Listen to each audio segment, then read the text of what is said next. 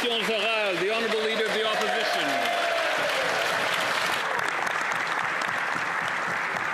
The Prime Minister is in Mexico today for a photo op and fake agreement, but it's a great opportunity to compare because both countries are neighbors of the United States. In the last quarter, Canada's economy shrunk by 1.6%, while the Mexican economy grew by 2.4%. Wow. The Canadian exports to the United States crashed by 18%, while Mexican exports to the U.S. are up 1.4%. Wow. And the Canadian unemployment rate is 3 times higher than Mexicans. Wow. Will the Prime Minister ask his Mexican friends what they're doing right that he's doing so wrong? Right. L'Honorable Ministre de l'Industrie. Mr. Speaker, this Prime Minister believes in having a strong relationship with Mexico, our second biggest trading partner. That's exactly why he is in Mexico today, meeting with the President to make sure that we can have our trading relationship really on par. Now, the other thing that the Leader of the Opposition needs to understand is that we're living in a much more dangerous and complicated world with trade tensions having impacts on trading partners all around the world. We will stand up for workers, we'll stand up for our businesses, and we'll build Canada strong. The Honourable Leader of the Opposition. This is the time in the life cycle of any Liberal government when they go from making promises to making excuses. So they're blaming their collapsing economy on global tensions. But interestingly, Mexico shares the same neighbor as we do. We're both right next door to the Americas, so we can compare performance. But in the most recent quarter, the Mexican economy has actually grown by 2.4%. The Canadian economy down by 1.6%. Our unemployment is three times what theirs is. Why? Honorable Ministre de l'Industrie. Mr. Speaker, what is shocking from the Leader of the Opposition comments is always talking down Canadian workers, Canadian businesses, the Canadian economy. You know what? Good news is the Bank of Canada yesterday reduced rates. We should all be celebrating that. This is good news, Mr. Speaker. And we will be there for businesses in the tariff sectors, including aluminum, steel, auto, copper, and all the other sectors, because we know that these workers are important, these businesses are important, and we have a plan to build Canada strong. The Honourable Leader of the Opposition. Nous supportons les travailleurs et surtout les 86 000 travailleurs qui ont perdu leur emploi à cause des politiques libérales qui sont en train de défendre notre économie. Donc la question, le Mexique a augmenté son économie 2,4% le dernier trimestre. Le Canada a vu une réduction d'1,4%. Les exportations mexicaines ont augmenté aux États-Unis lorsque les nôtres ont tombé de 18%. Et notre chômage est 3 fois plus élevé que les Mexicains. Pourquoi? L'Honorable Ministre de l'Industrie. Clairement, le leader de l'opposition ne sait pas de quoi il parle. Le chef de l'opposition ne sait pas de quoi il parle parce que lorsqu'on regarde l'économie canadienne, présentement, les taux d'intérêt ont baissé. La Banque du Canada nous a annoncé 2,5% de taux directeur. Bonne nouvelle pour tous ceux qui ont une maison ou qui sont sur le point d'en acheter. En même temps, nous savons que nous devons travailler avec le Mexique. Nous devons également travailler avec les États-Unis. Mais notre stratégie est non seulement de bâtir un Canada fort, mais également de regarder vers d'autres partenaires commerciaux en Europe, en Asie, certainement au Mexique, pour faire en sorte de faire croître notre économie. The Honourable Leader of the Opposition. We've had a free trade agreement with Mexico for almost 3 decades. So the Prime Minister is going for nothing more than a photo op, another fake engagement. Just like the minister talks about interest rates, the Bank of Canada said the reason they're cutting rates while inflation is rising is because our economy is collapsing. They promised the fastest growing economy in the G7. They've delivered the fastest shrinking economy in the G7. They promised more home building. It's falling by 13%. They promised to spend less. Their deficit spending is 100% more. You know, talk is cheap, but why is it so expensive when this Prime Minister does it? L'Honorable Ministre de l'Industrie. We know that the Leader of the Opposition believes in isolationism, which is basically that Canada is by itself in the world. We believe that we need to engage in the make sure that Canada is working with trading partners from Mexico, from Europe to Asia. And that is why the Prime Minister will continue to travel to make sure to engage with leaders of this in the world, because we believe that it is the way to build a strong economy at home, save and protect jobs, create new ones, attract foreign direct investments, and ultimately to make sure that Canada's voice of peace and multilateralism is heard in the world. The Honourable Leader of the Opposition. Mr. Speaker, we've had free trade agreements with all of those countries and regions for over a decade. And yet the Prime Minister is busy, looking busy, flying around, grip and grin, pretending to do a lot while doing very little. But he could make use of all of that expensive travel by asking all of those other places why their economy is so much stronger than the one that he now leads. He got, under his leadership, the second highest unemployment in the G7, the worst economic growth in the G7, the worst household debt in the G7, and the worst household debt and housing costs in the G7. Why is it that when he promises to be the first, he's the worst?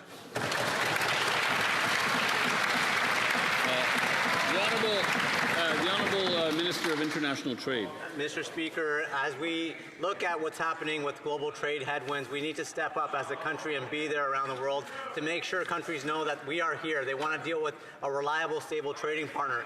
It's our 15 free trade agreements with 51 different countries, access to 1.5 billion consumers that countries rely on, that Canadian workers rely on. That's why the Prime Minister will be there to make sure we're opening up new markets for Canadian businesses and workers. Thank you, Mr. Speaker. The Honourable Leader of the Opposition. Mr. Speaker, these aren't new markets. The member might have been asleep. Actually, he seems like a very young man. Maybe he wasn't born when Brian Mulroney negotiated NAFTA with the Mexicans. Maybe the Prime Minister was sleeping the day Conservatives negotiated a free trade agreement with the Europeans. He's going around taking credit for things that he never did while his economy collapses here at home. Canadians cannot eat, heat, or house themselves. Will the Prime Minister stop making excuses, taking fake trips, and get down to his job? The Honourable Minister of International Trade. Mr. Speaker, I won't go to personal attacks as the member opposite has. We'll focus on the facts. There's people watching in the gallery. I think it's very important to note that Canada and Mexico share over 30 years of strong friendship and economic partnerships rooted in trust and trade and mutual respect. In fact, Canadian direct investment in Mexico was over $45 billion in 2024. The Prime Minister will be meeting with President Sheinbaum to defend our industries and grow our economies, Mr. Speaker. Canada is committed to CUSMA, and we're actively collaborating with Mexico, and that's why the Prime Minister is there to make sure.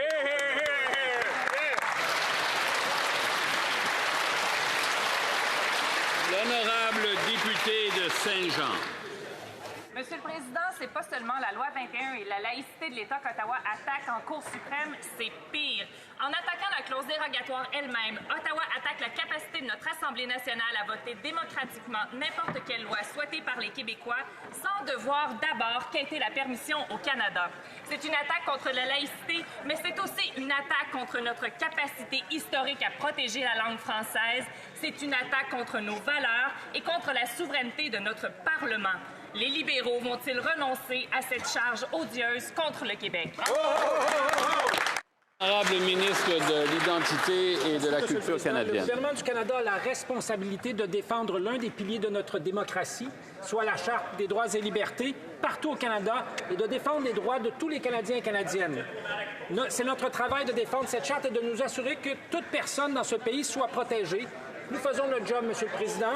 La cause est devant la Cour suprême et nous allons la suivre de très près. Merci. L'honorable député de Saint-Jean.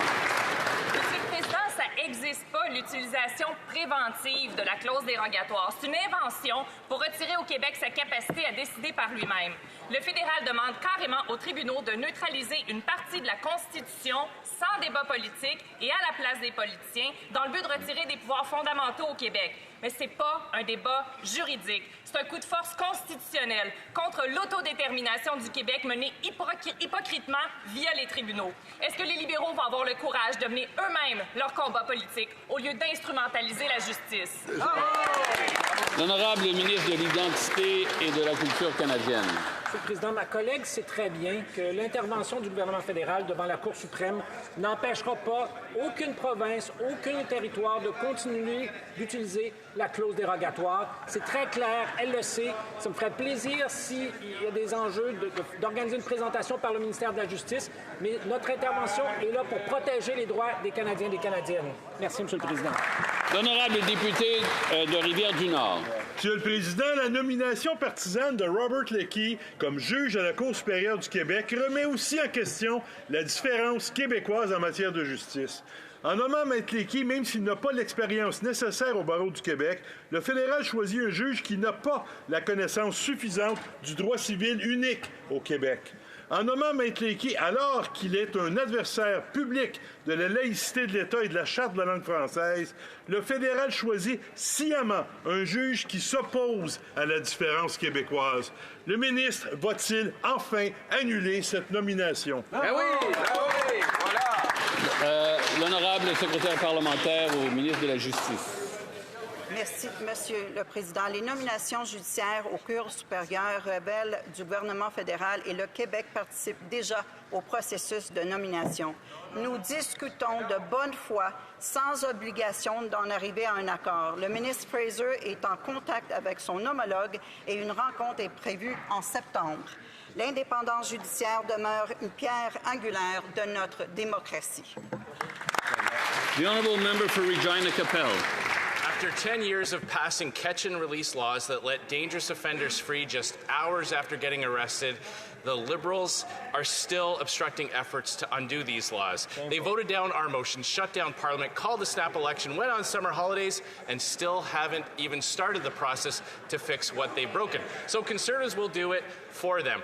Our plan will end catch and release and give 10-year jail sentences to anyone convicted of 3 serious offenses. We could pass these laws today. When will the Liberals stop obstructing Parliament and pass the Conservative 3 strikes you're outlaw? The Honourable Minister of Public Safety.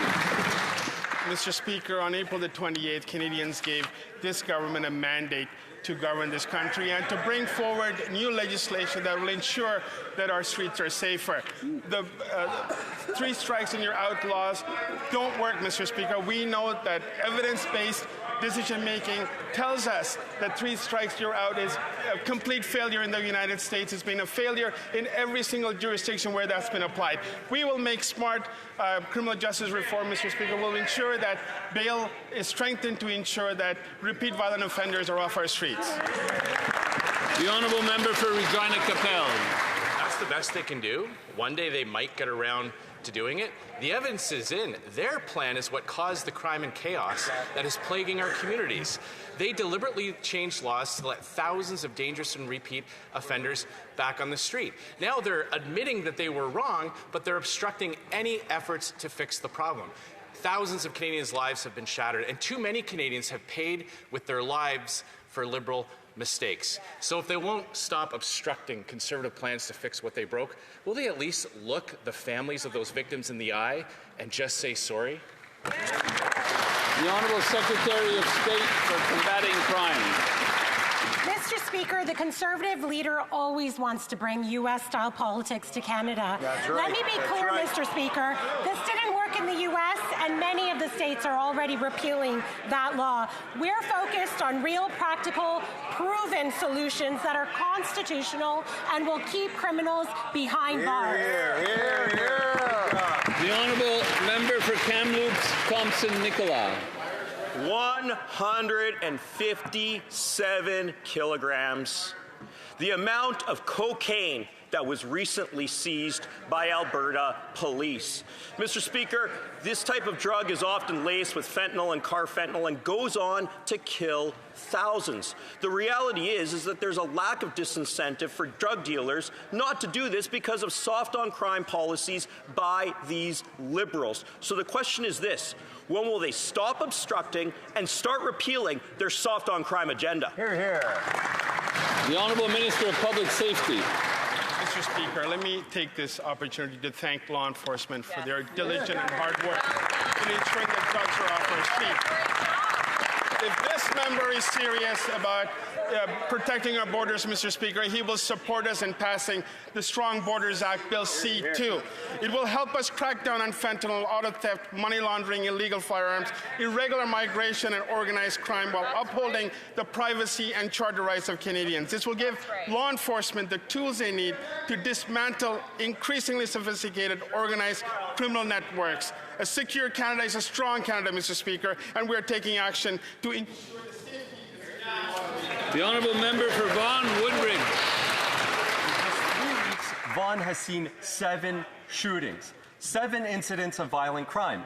Since the Liberal government changed the bail laws, violent crime is up by 50%. Wow. Our Conservative motion calls for a 3 strikes and you're outlaw to keep repeat violent offenders in jail. So why is the Liberal government waiting until next month to introduce bail legislation, putting more Canadians in danger every day? The Prime Minister's failure to act is a betrayal of the victims of crime. When will the Liberals stop obstructing so people can feel safe in their own homes? Oh, great question. The Honourable Secretary of State for Combating Crime. Mr. Speaker, one of the ways that the Conservatives can be effective is they can help us pass C-2. That's right. Currently, all mail couriers like UPS, FedEx, Purolator, they can all be checked for drugs. What can't be checked is packages of Canada Post under 500 grams. 2 grams of fentanyl is lethal. It can kill a human being. Why are the Conservatives on the side of drug traffickers? The honourable member for Fundy Royal. Mr. Speaker, if anyone has an interest in taking dangerous guns off the street, it's the police. But in a stunning indictment of the Liberals' gun confiscation scheme, the Ontario Provincial Police have just told this government they will not participate in their ridiculous gun grab. The OPP know what we've been saying all along, that spending hundreds of millions of dollars to confiscate the property of law-abiding Canadians will not make our streets any safer. Today, the Liberals have the opportunity to do the right thing and put an end to their catch-and-release justice system. Will the Liberals stop obstructing and support our motion to keep violent repeat offenders off our streets? The Honourable Minister of Public Safety. Mr. Speaker, on April the 28th this year, Canadians gave this government a mandate to ensure that guns are off our streets, including continuing and completing the gun buyback program. I respect the decision of the Ontario Provincial Police in this regard, Mr. Speaker. It's important to remember that OPP represents about 26% of overall policing in Ontario. This doesn't mean that we can't and won't continue with the program and collection facilities and municipal police. Mr. Speaker, we can't be tough on crime without being tough on guns. This is exactly what we're doing to keep Canadians safe. Le député de Bellechasse et Échemins, Lévis. Monsieur le Président, j'adore jogger et marcher à l'extérieur, mais je ne le fais plus durant mes semaines de travail ici à Ottawa. Je ne sors plus seule après souper parce que j'ai peur. Parce qu'on m'a interpellé déjà en me dénigrant le fait que j'étais une femme. Il y a aussi la violence entre partenaires intimes qui est cachée et sous-déclarée. Nous devons arrêter de regarder ailleurs. Nous déposons C-225 qui protégerait les femmes de la violence entre partenaires intimes et une motion pour une loi sur le retrait sur 3 prises. Est-ce que les libéraux vont nous appuyer? L'honorable secrétaire parlementaire au ministre de la Justice. Monsieur le Président, nous travaillons d'arrache-pied pour pouvoir émettre une législation sous peu. En fait, le ministre de la Justice s'est déjà engagé devant cette Chambre de devoir déposer un projet de loi cet automne. Nous savons que la sécurité de nos communautés n'est pas une affaire de slogan, c'est notre responsabilité. Pendant que nous visons des résultats concrets, les conservateurs se contentent de recycler des slogans et d'utiliser la peur. Les Canadiens et les Canadiennes méritent de se sentir en sécurité dans leur propre communauté et nous allons agir. Merci, Monsieur le Président. L'honorable député de Bellechasse et Échemins, Lévis. Venant d'une femme, là, j'étais un peu décontenancée et déçue d'entendre ça. Les femmes sont constamment en hypervigilance. Derrière les portes closes, la situation est préoccupante. La violence entre partenaires intimes est la forme de violence la plus fréquente contre les femmes, Monsieur le Président. Notre collègue de Kamloops Thompson Nicolas a déposé ce matin le projet de loi C-225. Il permettrait de protéger les femmes qui n'ont pas de voix. Peut-on, oui ou non, compter sur les libéraux pour faire en sorte que ce projet de loi soit adopté rapidement, Monsieur le Président? L'honorable secrétaire parlementaire pour la nature. Monsieur le Président, je comprends. Je comprends ma consoeur quand elle parle de difficultés à marcher dans la rue. Je l'ai vécu. Il m'arrive encore de la vivre. Toutefois, ce n'est pas la proposition qui a été proposée aujourd'hui, qui est une proposition qui va aider à rehausser la sécurité dans nos rues. Ce sont des lois et des règlements sensés, réfléchis avec la communauté, avec tous les paliers de gouvernement, qui vont nous permettre d'avoir une solution collective. Et donc, c'est par l'adoption du projet de loi C2 qu'on va réussir à faire quelque chose ensemble pour les femmes du Canada. L'honorable député de Repentigny. Vas-y, Pat. Monsieur le Président, un rapport d'experts publié aujourd'hui par l'Institut climatique confirme que le Canada n'atteindra pas ses objectifs de réduction de gaz à effet de serre pour 2030. La cause? Ben, c'est les libéraux. En abandonnant leur politique comme la tarification sur le carbone et en continuant à encourager l'augmentation de la production de pétrole des sables bitumineux, les libéraux empêchent eux-mêmes l'atteinte de leurs propres cibles, c'est ce que disent les experts. C'est encore plus alarmant parce que le premier ministre s'engage pas à respecter sa cible de 2030. Est-ce qu'ils vont respecter la cible de 2030, oui ou non? Les ministres de l'Environnement et du Changement climatique. Monsieur le Président, je suis très contente que le membre du Bloc partage mon intérêt à protéger l'environnement et à lutter contre le changement climatique. On a toujours su que ce serait difficile à faire, mais on est prêt à faire le travail. Mais s'il veut vraiment savoir, de l'autre côté, avec le Parti conservateur, eux, ils n'ont pas de plan. C'est eux qui ont enlevé les émissions gaz à effet de serre. Et vraiment, s'il veut travailler, il devrait travailler avec notre gouvernement pour faire le bon travail pour lutter contre le changement climatique. L'honorable député de Repentigny. Monsieur le Président, les libéraux, ils abandonnent la lutte au changement climatique pour vendre plus d'hydrocarbures. Ils abandonnent la tarification carbone et les incitatifs sur les véhicules zéro émission. Ils imposent leur projet de loi C5 pour contourner les lois environnementales et imposer des projets énergétiques. Ils reculent sur le plafonnement des émissions dans le secteur pétrolier et gazier. Bref, ils se comportent comme si l'identité canadienne, c'est être un promoteur de pétrole et de gaz. Est-ce que ce sont des fossoyeurs dans la lutte au changement climatique? Est-ce que c'est ça l'héritage qu'ils veulent laisser? Ministre de l'Environnement et du Changement climatique. Vraiment, moi, je suis toujours très claire, notre gouvernement est très clair qu'on va bâtir un pays qui est très fort, un Canada fort, et ça, c'est un Canada qui va être bon pour les futures générations.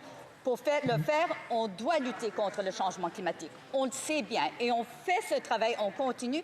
D'ailleurs, il y avait seulement la semaine passée, j'étais à Manitoba où on va partager pour aider les gens à faible revenus à continuer à faire le travail pour aider à retrofit leur maison. Alors, pour montrer, on travaille avec les provinces et on va continuer le travail. Bravo! The honourable member for Elgin, St. Thomas, London South. Thank you, Mr. Speaker. Liberal bail laws have broken the system beyond parity. In St. Thomas, a repeat offender was arrested for breaking and entering, released on bail with a curfew. He had to be in his home by 10 p.m. every night. But there's an issue. He's homeless. He doesn't have a home. The Liberals have made it so ridiculous people are getting released on bail with a curfew to nowhere. Violent offenders are getting out after being arrested. The Liberals are doing nothing about it. If they're not going to stand up and commit to supporting our 3 strikes you're out motion now, how many strikes do they think is enough to lock up a repeat offender? The Honourable Secretary of State for Combating Crime. This government is tough on crime. We're introducing new legislation this fall to strengthen our bail system for those charged with violent offenses. Through our Stronger Borders Act C2, we're cracking down on organized crime, auto theft, fentanyl, and human traffickers, and securing our borders. We're listening to Canadian law enforcement agencies, and we are going to ensure that we put forward measures that keep Canadians safe. Hear, hear. Great job. The honourable member for Oxford. Mr. Speaker, soft on crime, Liberal laws are hard on Canadians and our communities. Just yesterday, Halton region passed a unanimous motion demanding action from the Liberals on repeat violent offenders now, not in October, not next year. After a decade of Liberal catch-and-release laws that have allowed criminals to terrorize our communities, they're now obstructing conservative jail, not bail laws that will lock up our criminals. How many lives have to be lost before the Liberals finally wake up and get out of the way? The Honourable Minister of Public Safety. Mr. Speaker, slogans are not going to resolve crime on our streets. What's important for us is that we bring forward legislation to address the issues around serious violent offenders as well as bail reform. That's exactly what the Minister of Justice is doing. He's been consulting with Canadians across Canada. I've been able to meet with a number of police chiefs as well as police unions to talk about smart criminal justice reform. That's exactly what we'll be doing, Mr. Speaker. L'honorable député de Charlebourg-Haute-Saint-Charles. Monsieur le Président, les politiques libérales irresponsables autorisant la détention à domicile pour des criminels violents et la libération précipitée de récidivistes ont entraîné une explosion de 55 % des crimes violents depuis 2015. Les communautés du Québec ne sont pas épargnées, plongeant les citoyens honnêtes dans une peur constante face à l'insécurité galopante. Notre motion conservatrice propose la loi des 3 prises et vous êtes retirés, imposant des peines minimales de 10 ans sans libération conditionnelle pour les récidivistes de crimes graves, de 3 crimes graves. Si les libéraux favorisent vraiment la sécurité des Canadiens, est-ce qu'ils vont appuyer notre motion? L'honorable secrétaire parlementaire pour la nation. L'honorable secrétaire parlementaire au ministre. Oui, au ministre de la Justice. Monsieur le Président, nous travaillons en étroite collaboration avec les provinces et territoires afin de reformer notre système de mise en liberté sous caution, la détermination de la peine et des délais judiciaires, donnant ainsi aux policiers et aux procureurs des outils plus efficaces pour garder les délinquants violents hors de nos rues, notamment dans les cas de criminalité violente ou organisée, d'entrée par infraction dans les maisons et des vols d'auto et de la traite humaine. Les Canadiens et les Canadiennes ont élu un nouveau gouvernement, ce gouvernement, pour améliorer la sécurité publique, rétablir la confiance dans le système de justice et veiller... The honourable member for Hastings, Lennox and Addington, Tryin. The Prime Minister was elected on the promise that he was the only one that could deliver a trade deal with the United States. Instead, here's the dismal record. Promised a deal by July 21st, there's no deal. Promised elbows up. Instead, antagonized an unpredictable administration. Promised strength at the table. Instead, delivered concession after concession with nothing in return. Mr. Speaker, meanwhile in Mexico, they got a deal. Their exports to the U.S. went up 1.4% last quarter, while ours dropped 18%. Mr. Speaker, what has Mexico done so right that this Prime Minister has done so wrong? L'honorable ministre de l'Industrie. Mr. Speaker, we have the best deal on earth right now when it comes to exporting. Now, we know because 85% of all our products being sent to the U.S. are without any tariffs. Now, we know also that we need to be there for the businesses and the workers in the sectors that are now tariffed. And we are here with $6 billion on the table to help them. Now, Mr. Speaker, we also know that we're over-dependent on the U.S., and all members of this House should be getting behind the government's plan because we need to diversify. The honourable member for Hastings, Lennox and Addington, Tryin. If we have the best deal, then why do we have the worst economy in the G7? Mr. Speaker, deadline after deadline has come and gone, and this government's promised trade deal is nowhere to be found. After failing at the negotiating table in Washington, this Prime Minister is now off to Mexico City, desperate to claim any kind of win. Compare that to our Mexican counterparts, who successfully negotiated a deal, sending their exports to the U.S. up 1.4% last quarter, while ours fell 18%. Mr. Speaker, again, what has Mexico done so right that this Prime Minister has done so wrong? The Honourable Parliamentary Secretary. Mr. Mr. Speaker, Canada and the U.S. share the world's most integrated, mutual, beneficial trade partnership. That's not up for debate. Millions of jobs in Canada and the U.S. depend on our trading relationship. Canada already, and it's unequivocal, has the best deal amongst U.S. trading partners. While we continue to negotiate with the U.S. and with Mexico, our government is focused on what we control the most, diversifying our trade relations and supporting Canadian businesses and all sectors. The honourable member for Peterborough. Speaker, residents of my riding have contacted me and my team to express their frustrations with the delays they experience when they try to contact the CRA. We know that the dedicated employees of the CRA provide invaluable services.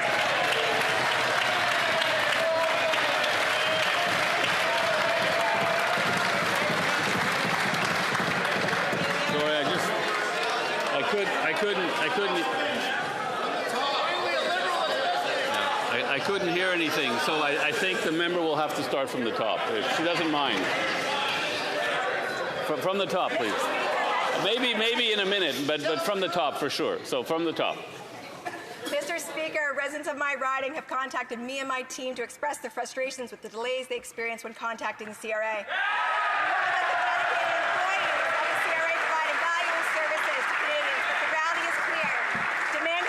Significantly in recent years, and the system needs to be improved. Could the Secretary of State for the CRA and financial institutions inform this House of the measures taken by the government to improve services delivery at the CRA?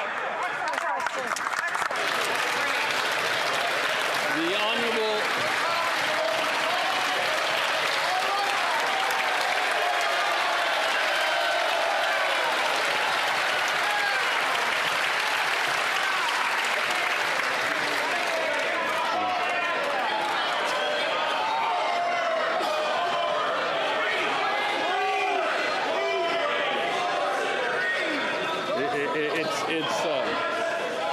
It's nice to see such unity in the House. The Secretary of State for Financial Institutions and the CRA. Mr. Speaker, thank you for that great question.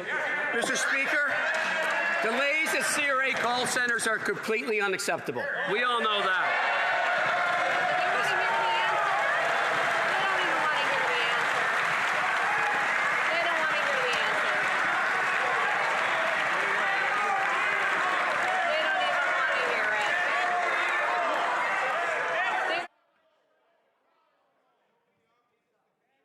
Honourable member may continue. First, that's my first standing ovation. Thank you. But seriously,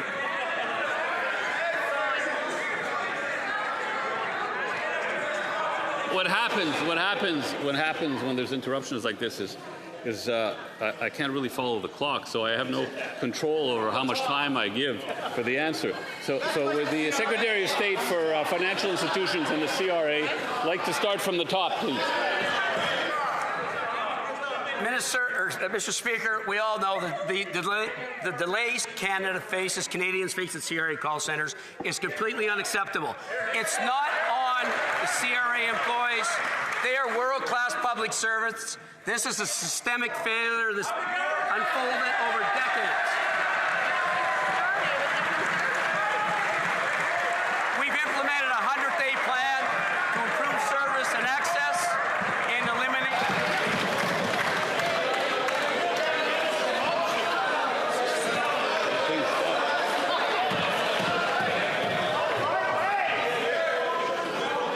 Is the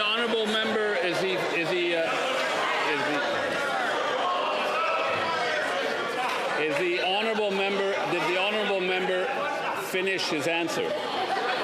Stand up again. It's your questions you're losing.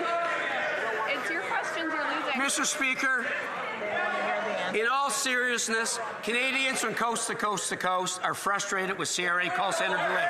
I know that. This is not on CRA employees. They're world-class public servants. This is systemic failure over decades. That's why we're implementing a 100-day plan. That's right. To improve service and accessibility, and we're going to eliminate delays. That's right. The Union of Taxation Employees and the Taxpayers Ombudsman also have expressed support. I'm going to work with CRA leadership I'm going to hold them accountable. We are going to fix this. Thank you. The honourable member for Simcoe North. His plan is to pile on debt, but to obscure that picture with accounting changes. But now the Parliamentary Budget Officer is warning against making these changes, saying that if the government obscures its own books, it will, in the PBO's words, bet your boots will be paying more for debt. Wow. So will the Finance Minister agree that doubling the size of the deficit puts Canada's credit rating at risk, but it exposes taxpayers and households to higher borrowing costs and higher interest rates? A minute. Here we go. You got The Honourable Parliamentary Secretary to the Minister of Finance. Well, unlike the member opposite, we respect the work of the PBO and the independence of the institutions that make our democracy so great in this country. Our government is focused on delivering generational investments in the upcoming federal budget, which the minister announced will be on November 4th. This is good news for Canadians. A budget is coming that will ensure Canadians that we have a prosperous future. We're building Canada strong. The opposition members should get on board. The honourable member for Edmonton West. This tired, old Liberal government has doubled the deficit and has abandoned any fiscal anchors it once had, putting Canada's AAA credit rating at risk. The Parliamentary Budget Officer warns that rating agencies are not going to tolerate Liberal accounting tricks, and that if they even have a sniff of a change of a budget presentation, Canadians will be paying higher interest rates immediately. Why is this government playing political games with the budget and risking higher costs for all Canadians? The Honourable Parliamentary Secretary to the Minister of Finance. I think Canadians are getting tired of the Conservative Chicken Little routine. We know this week we had great news that inflation is at 1.9%, which is actually within the band that the Bank of Canada's target range. That's good news for Canadians because the Bank of Canada dropped interest rates this week by 0.25%. That means more money in the pockets of Canadians. That means Canadians save more on their mortgages this week compared to last. That's the bottom line, Mr. Speaker. The honourable member for Newmarket Aurora. The Prime Minister promised more jobs, but the only thing that's booming is unemployment. EIUs among women aged 25 to 54 is up 12% in just 1 month. And overall, EI claims are up nearly 13% year over year. Yet another Liberal broken promise. In Newmarket, I met a mother. She cannot find a stable job. She worries about feeding her 3 kids and paying her rent, and that worry follows her every hour of the day. When will this Liberal government face the damage it has done and apologize to Canadian women for the hardship their policies have caused? The Honourable Minister of Jobs and Family. You know what, Mr. Speaker? 4 months ago, Canadians chose to invest in themselves. They chose a government who saw the promise and potential in creating great jobs across this country, in investing in major projects and infrastructure, in ensuring that people had the skills they needed as our economies change and technology changes jobs. Mr. Speaker, they knew on this side a Liberal government would protect them and their families now and into the future, and they knew they risked all of that with the cuts that Conservatives propose. Honourable member for Sherwood Park, Fort Saskatchewan. Mr. Speaker, that was truly a striking answer from the minister. My colleague pointed out that EI claims have gone up by 12% among women in that age group in just 1 month. And the minister's response? At least we have jobs. At least the Liberals are still here. Mr. Speaker, they should think less about themselves and their own jobs and more about women and people of all ages who have been negatively affected by their policies. The Parliamentary Budget Officer said the labour market sucks, wages are not going up. They are presiding over an employment disaster. When will they reverse course? The Honourable Minister of Jobs and Family. Mr. Mr. Speaker, take it from a Conservative to try to torque the words that I clearly did not say. In fact, what I said was that Canadians chose a government that would invest in them, that would adjust our EI measures to reflect a changing economy so that people could access EI where previously they couldn't, where people could keep more of their earnings if they were separated from their job, where people would have longer weeks in case of a collapse of their industry. Mr. Speaker, we know that there are sectors struggling through increased tariff action, and we have not stopped. We have not stopped to protect Canadian families. That's what they... The honourable member for Sherwood Park, Fort Saskatchewan. Mr. Speaker, the minister is so busy congratulating herself that she hasn't taken... From the top, please. The honourable member for Sherwood Park, Fort Saskatchewan. Mr. Speaker, the minister is so busy congratulating herself for I don't know what that she hasn't actually listened to the numbers that we heard from Statistics Canada today. The situation is truly dire when it comes to unemployment. 12% increase for women 25 to 54 in 1 month alone.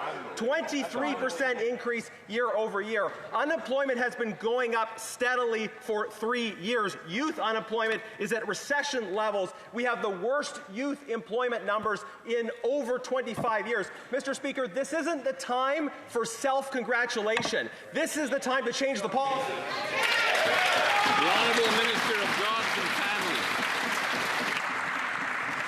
Mr. Speaker, I'm congratulating Canadians because Canadians chose a government that knew when things were tough that government would protect them. What did we do, Mr. Speaker? Even before the election and enhanced after, we made sure that if a Canadian's job was threatened through unfair tariff action, they would be protected. And they knew that Conservatives would not take care of them in these economically challenging times. They knew they couldn't count on Conservatives. Why, Mr. Speaker? Because every time Conservatives had a chance to stand up for Canadians, they voted against them. Wow. The honourable member for Hamilton East, Stony Creek. Food inflation is up 70% since the Liberals took office. Groceries are up 3.5%. That's 70% above inflation target. Beef up 33%, canned soup up 26%, grapes up 24%. The Prime Minister said Canadians would judge him by the cost at the grocery stores. The new report from Food Banks Canada gives Canada a failing grade on food insecurity. He has failed. Does the self-proclaimed great economist Prime Minister think that long lines at the food banks are good for our economy? The Honourable Secretary of State for Sport. Mr. Speaker, Food Banks Canada conducts important research, and they also make very important recommendations for governments. They say that we should strengthen the social safety net to support Canadians facing affordability challenges. So we're doing that with dental care, with the middle-class tax cut, with Build Canada Homes, with $10 a day childcare. Those things are making a difference in Canadians' lives, and the Conservatives voted against every single one of those measures. Are the Conservatives content to just keep pointing fingers, or are they going to make some recommendations? Maybe read the report from the experts, like food bankers across the country, serving Canadians. The honourable member for Hamilton East, Stony Creek. Nicole from the Stony Creek Food Bank informed my office that 1 in 4 households need to visit a food bank. 1 in 3 individuals walking in are children. They were serving 30 to 40 families per day before the summer, now 55 to 65 per day. That's up 71% since spring. Quote, Christmas season demand without Christmas-level donations. Canadians were promised food prices would decrease, but they've gone up. Would the Prime Minister please explain to the good people of Stony Creek why this promise was broken? The Honourable Secretary of State for Sport. Speaker, when I take the time to sit down with food bankers and experts in poverty reduction right across the country, they make recommendations. They talk about strengthening our social safety net and making sure that there's services like EI available to Canadians. Mr. Speaker, we've also got challenges with northern food insecurity, and that is something that we are working on directly on the advice of experts in poverty reduction. So again, I'll ask, will the Conservatives just continue to point fingers or make some real recommendations? Maybe perhaps read the Food Banks report, garner a little bit of insight from the experts on the front lines, and work together to end this crisis. L'honorable député de Louis Saint-Laurent à Kiawanrak. Monsieur le Président, les déficits compulsifs des libéraux depuis 10 ans ont un impact direct sur l'inflation alimentaire. Et on sait que dans quelques semaines à peine, le déficit va être encore plus élevé que du temps de Trudeau. Qui l'eût cru, Monsieur le Président? Et l'inflation alimentaire touche toutes les familles canadiennes. Le premier ministre disait cette semaine que la guerre des tarifs avait un impact là-dessus. Ah oui? Alors, vous pourriez nous expliquer pourquoi les pommes qui sont produites au Canada, qui sont cueillies au Canada, qui sont vendues au Canada, qui sont mangées par les Canadiens, est impactée par l'inflation de 14 Honorable ministre de la Transformation du gouvernement. Merci beaucoup, Monsieur le Président. Je veux remercier mon collègue pour sa question. Toutefois, je trouve toujours fascinant de voir les conservateurs se trouver une conscience pendant la période des questions, mais l'oublier quand vient le temps de voter. Quand vient le temps de voter pour l'allocation canadienne pour enfants, qui a un impact majeur dans son comté, dans mon comté, pour réduire la pauvreté infantile. Quand vient le temps de voter pour du logement abordable partout au pays, dans son comté, dans la région de Québec, partout au pays. Quand vient le temps de voter, Monsieur le Président, pour les petits déjeuners pour les enfants, 100 000 enfants à travers le Québec, pour des places en garderie qui aident les familles. C'est ça qui me fascine, Monsieur le Président, c'est l'hypocrisie de l'autre côté de la Chambre. Merci beaucoup. Honorable député de Louis-Saint-Laurent à Pierre-Wenrac. Monsieur le Président, je tiens à mentionner au ministre qu'on parle ici d'un élément essentiel à la vie, la nourriture. Et actuellement, c'est des milliers, des millions de Canadiens qui frappent aux portes concernant l'alimentation alimentaire, les banques alimentaires. Il sait très bien que Solidarité Famille sur le boulevard Lormière, les nouvelles demandes ont doublé, Monsieur le Président. Il sait très bien que chez Amélie Frédéric sur le boulevard Bastien, il sait très bien que c'est 50 de plus de demandes pour dépannage alimentaire urgent.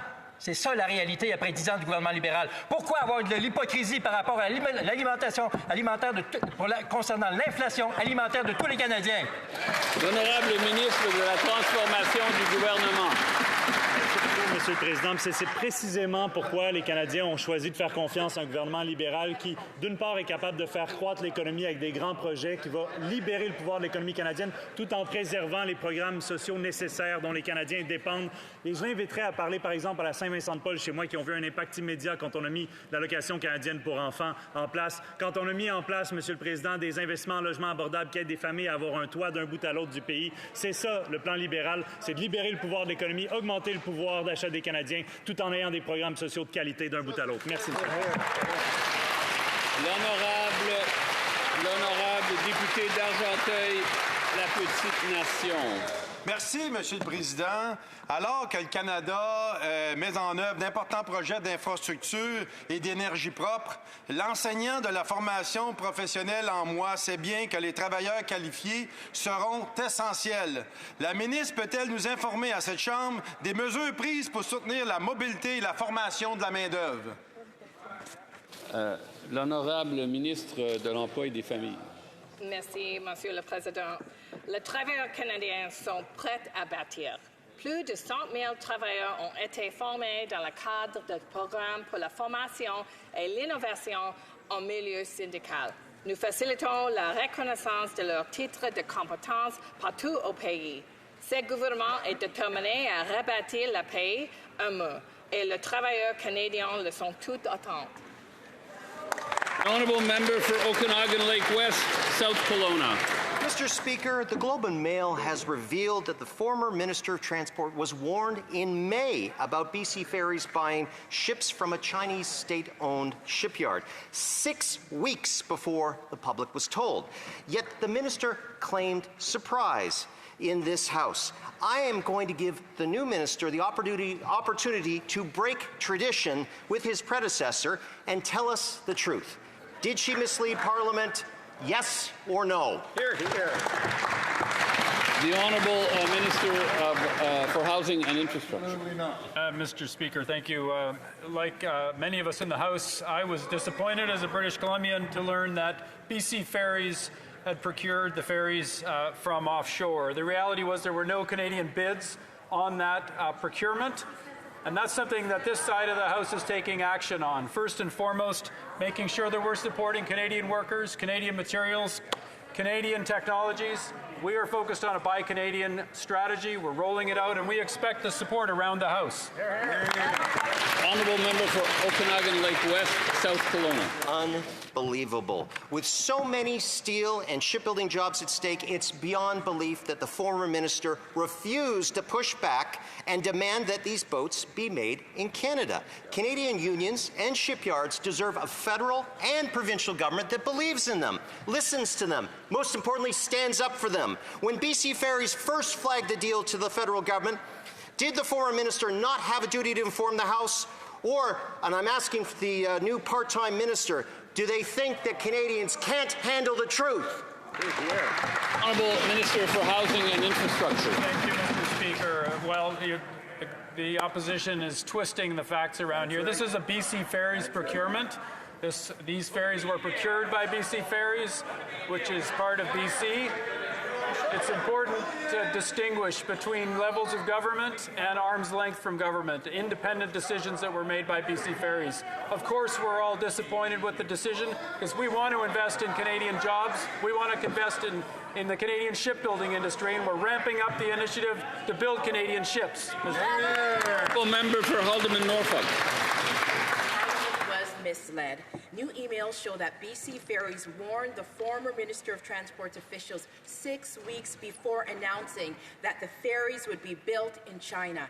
Yet, the minister stood in this House of Commons and claimed that she was blindsided. At the same time, her staff was working with the Prime Minister's office on how to spin this billion-dollar deal. Canadians just want to know the truth. Why did the Liberals ship Canadian tax dollars and jobs straight to China? The Honourable Minister for Housing and Infrastructure. Again, I don't know why this is so confusing for the members opposite. This is a BC Ferries procurement. BC Ferries makes decisions about where they buy their ships, and that decision rests with those at BC Ferries. Mr. Speaker, we can do our part to invest in Canadian jobs, Canadian workers. We are focused on a Buy Canada strategy, and we will deliver for Canadian workers. Member for Davenport. Mr. Speaker, I'm proud to represent the people of Davenport, many of whom trace their Canadian story to Brazil and across South America.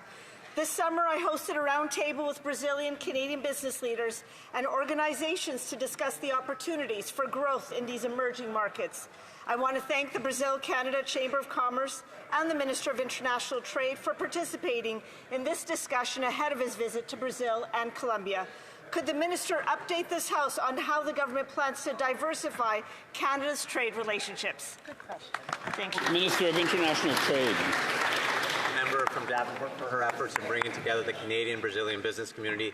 It is those insights that I took to Brazil a few weeks ago as we announced the launch of Canada-Mercosur discussions, a trading bloc consisting of over 250 million potential consumers that want to buy more Canadian products. This is just one of the many initiatives that our government is taking to get world-class Canadian products to new markets around the world. Thank you, Mr. Speaker. Honourable member for York Centre. This year, the Liberals will pay $300 million for the mayhem in Toronto's homeless shelters. Toronto's shelters now hand out needles and drug accessories to anyone who walks in. The shelters now turn into injection sites, bringing more crime and chaos to the streets of Toronto. Now Olivia Chow wants the Liberals to pay for construction of 20 more shelters inside of Toronto's residential neighborhoods. Proposed for my riding, the shelter at Keelan Wilson will be between a middle school and a daycare. Torontonians don't want shelters that function like drug dens close to our schools and playgrounds. Will the Liberals say no to Olivia Chow's shelters, or will they pay for their construction to have Toronto's children picking up used needles? Honourable Minister for Housing and Infrastructure. Mr. Speaker, well, I appreciate the member opposite giving me the opportunity to talk about an unprecedented $1 billion investment in supportive housing for people who are homeless or in shelters so they can move into transitional housing supported by health supports. We have an unprecedented investment ahead of us to make sure people can move from shelters into housing. We expect the members opposite to support that. The honourable member for Edmonton Strathcona. Mr. Speaker, postal workers are the backbone of our communities. They deliver prescriptions, they deliver checks, they deliver vital communications. They could expand services as well to include things like postal banking and seniors check-ins. Yet instead of supporting the workers, instead of allowing them to bargain, the Liberal government has chosen to fight with over 65,000 workers. They've used Section 107 to suspend postal workers' legal rights to strike. Why is the government siding with Canada Post instead of standing up for fair wages, safe workplaces, and a stronger... L'honorable ministre de la Transformation du gouvernement.